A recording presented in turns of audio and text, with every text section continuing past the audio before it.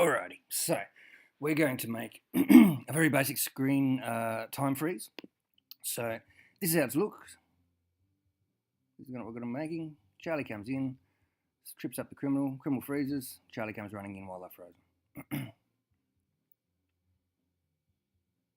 Okay, so just a few basic elements here. We've got the person that freezes, gets frozen.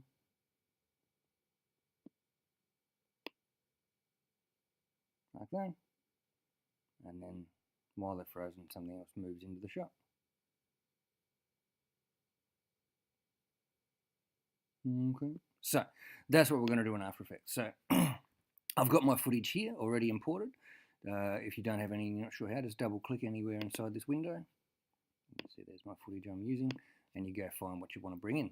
So I'm using this, drag it down over this composition window, and here's what we've got. So, excuse me. I'm just going to drag my playhead along because there's about 2 seconds of nothing really before the criminal moves. So I'm just going to move my mouse over to the end of the clip till I get those left and right arrows and drag it along like that. Just trimming the clip a bit so we don't have seconds of nothing happening at the start. Okay, so now if we move the playhead back at the start and press play, it happens right away. Okay, so the next step is we're going to move to where we want it to freeze. So it's about there. It doesn't matter if it's not exactly the same for you. And I was moving it frame by frame by going page up and page down, which if you're on a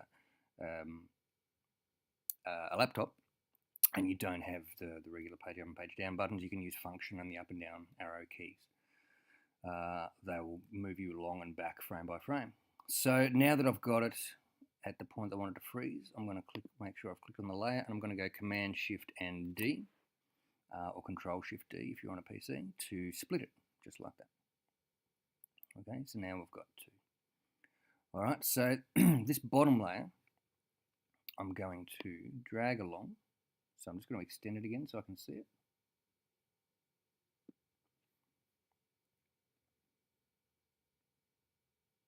And then I'm going to just drag along because this is all one bit of footage. And I want to get to the bit where Charlie comes onto the screen. Okay, so you can see, dragging. There it is, about there. So I'll just drag my playhead just a smidge before he comes on. About there. So I'm going to just trim, just moving over the edge of the clip again, trim to that bit, and then just click and hold on the actual clip itself and move that about there. So we won't see it yet, but what will happen is then it'll freeze and then Charlie will come launching on. So we can't see him because this top clip is covering it. So what we're going to do now is just click on this top clip, top layer, and go press the letter T on our keyboard, which brings up opacity. Or you can obviously just click on these little arrows and open up your transform and go down there to opacity right there. And we're going to drag opacity down to about 50%. And then just close it up again. So what will happen is that's going to be the point that it freezes, which we haven't frozen it yet. So as they're frozen in time, Charlie will then come bounding on to save the day.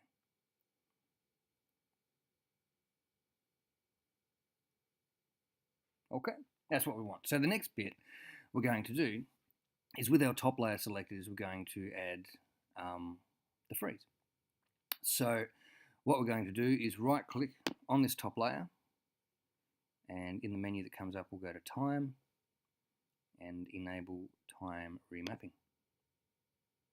Alright, and you can see down here what it's done is it's added a time remap property here, and it's turned on the little stopwatch, which is what we need to add keyframes, to basically add animation really. So you'll see right up the end it's added a keyframe to the end. That's what we want. We can leave that. And we want to add some more keyframes of our own now. So this little one over here, if you hold your mouse without clicking, shows you right there, add or remove a keyframe. So we're just going to click on that, and you can see it's added one right here. And then using your function down arrow key or your page down button, we're going to go along one frame. just one frame. And we're going to click on that keyframe again. Keyframe button. So we've now added two keyframes here that are very, very close together. They're separated by one frame. So the one that's blue is the one we've just added. So we're just going to click and hold on that and drag it along just a couple of seconds. Okay, so this area between these two keyframes is our frozen area now. We can drag that, as far along as or less as we want. I'm just going to go for about there, which is about 2 seconds. So what will happen now is, as it plays along, the clip will play normally, get to this keyframe and pause, and then pause all the way until it gets to this keyframe right here, and then play normally again. Okay, so it'll be like blah, blah, blah, blah, frozen, and then unfreeze. Okay, so it doesn't look quite right just yet, but we're getting there. Alright, if I was to just drag this back along like this so you can see it, you'll see walking, frozen, dog. Okay, so that's what we want. I'll just trim this bit again like that. There we go. Not doing too well with my trackpad here. There we go, that's what I want. So bang, that's what we want. So now we're going to click on this top layer. If you haven't already, make sure it's selected and go Command D, which is duplicate, Control D if you're on a PC. So then we'll make sure our playhead's at the area where we want it to be frozen. And then just click once up on this screen so it's selected, and then press the tilde key, which is the little squiggly line next to the number 1 on your keyboard. And that'll just make it go full screen like that. Just gives you a little bit more area to work with. So we're now going to create a mask around our frozen bit.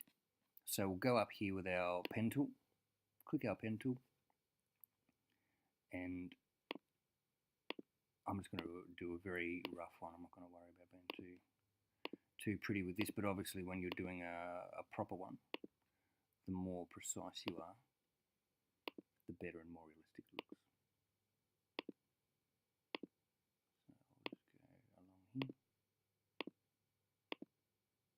So I'm including the box in it.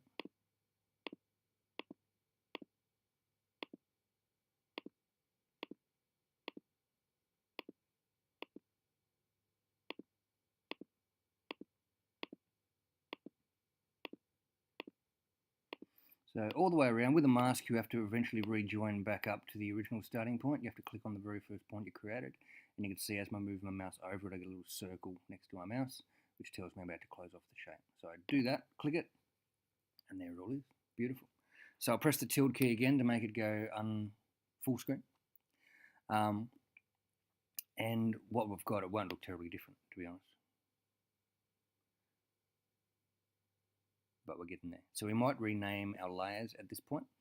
So the bottom layer, we'll just click on and press the Return or Enter key on your keyboard and call it background. The middle layer, Return or Enter, call it Charlie. Top layer, Return or Enter, call it foreground. Okay, so now what we're going to do is just drag our playhead along, and so Charlie is all the way on the screen right there, and we're going to click on our Charlie layer, the middle one, right? And we're going to create another mask around him. So I'll just do a pretty rough one at the moment. I'm not going to trace around him precisely his body. That would be very time consuming. So I'm just doing a very rough one like that. Okay, and I'll just press the arrow up and then down again so I can see my mask. There's my mask there. And I'm going to change that to where it says mask here add. I'm going to change that to subtract. Okay. And, I should have left that open. So what I want to do here is I'm going to get that mask path to follow Charlie along the screen. Okay, we're going to animate that mask. So first things first, I need to click on my arrow tool up here. And I'm going to move it, oopsie-daisy. You can see that's the important point actually. You can reshape your mask, or you can double by moving individual points. To do that, if it's moving the whole thing at once, you just move your mouse over here on a blank part outside the stage and double click. Don't do it on the footage itself, but over here.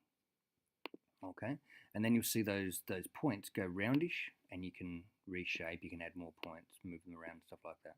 If you want to move the whole mask as a singular shape, you just double click on any of the lines in between the points. So like here will be fine, and yeah, I get that big square. And now I can move it as a whole thing. Okay, so I'm just going to move it over here to the edge of where Charlie comes on. And now with my mask down here, let's click on that arrow. What we're going to be doing is moving our mask path.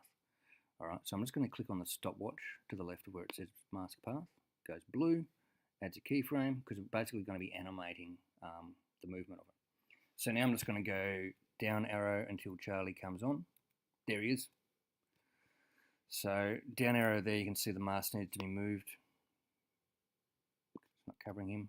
And you can see down there, as I've done that, it's automatically added another keyframe. So it's going to animate that for us. If I just drag my playhead back, you can see that it's already, just that little bit is moving. All right, so we're just going to have to do that. There's no real quick way of doing it. Just going to do it frame by frame. So we'll go along a frame and then just move the mask so that Charlie is inside it without any part of him being cut off.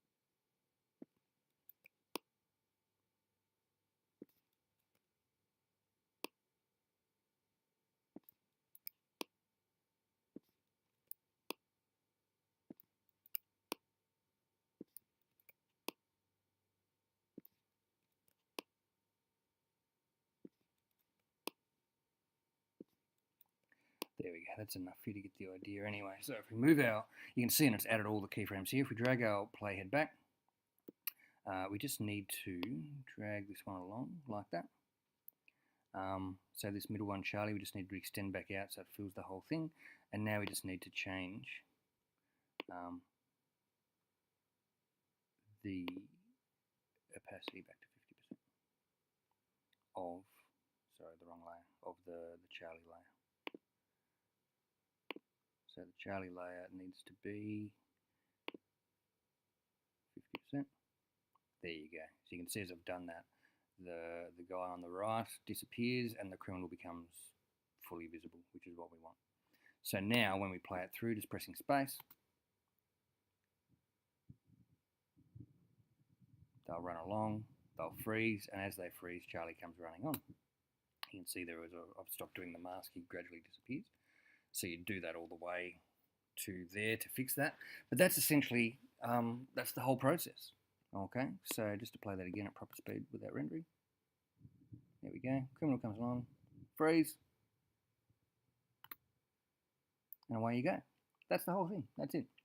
So when you're filming your own, there's just a couple of things you need to be aware of. Obviously, you can do it more advanced ways, but to make it easier on yourself, the camera needs to be on a tripod and that shot needs to not move. So when we filmed this, the criminal here, the camera just stayed on this path on a tripod, and we filmed this criminal bit first and then filmed the Charlie bit next, but the camera was in the exact same position. There was no panning or tilting or movement of any kind of the camera. That makes your life a lot easier when you're doing a basic one and when you're starting out. You can move it and stuff later on, but it's much trickier and time consuming. So to make life easier for yourself, just do keep the camera on the exact same position. So then all you need for it to work is to have something that's going to freeze in the shot and something that's not going to freeze. So this could just be, you could set up your camera here in like your lounge room, and you could have someone walk in carrying a plate, and they trip, and it freezes with them with the plate, the plate launched into the air as their stuff's about to spill, and then while they're frozen, someone else walks in from this side of the screen and looks at it curiously as if something whatever, they can just look at it really. And then, as long as they're not going to get covered by the plate or anything like that, they could actually stay on this side and then click their fingers and stay there. And then this person over here could unfreeze and stuff like that. It's entirely up to you and your creativity as to how you do it, but they're the main things you need to remember. You need to have the camera still, can't move, can't be tilting or anything like that, on a tripod, not moving. And it makes it easier if the two objects don't cross over, that you're going to have frozen and moving while that other thing's frozen. That'll make your life a lot easier. Okay, and that's all you need. That's it.